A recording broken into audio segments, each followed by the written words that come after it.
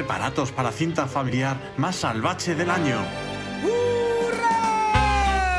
¡Ha nacido Albert! ¿Ya acaba de crecer? ¡Una trabecada! Conoce a los niños más salvajes de Kellytown. Albert.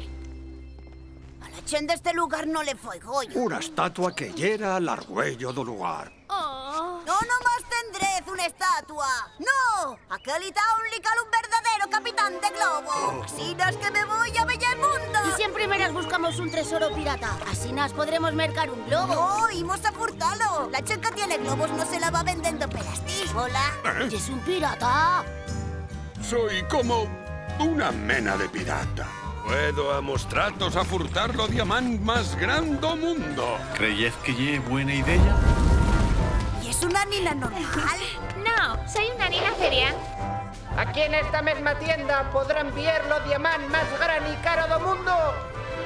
Hemos de furtar este diamant. ¡Gritad a la policía! Dices dos pardals han creído que lo diamant y era mío. Deben estar en cara más fatos que tú, Tubi. ¡Ay, que ya te decís! ¡Ya veréis!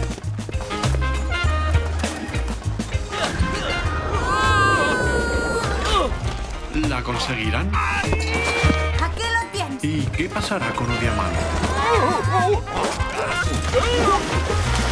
Descubrid lo que les ocurre a Albert y a lo suyo mejor amigo Egon.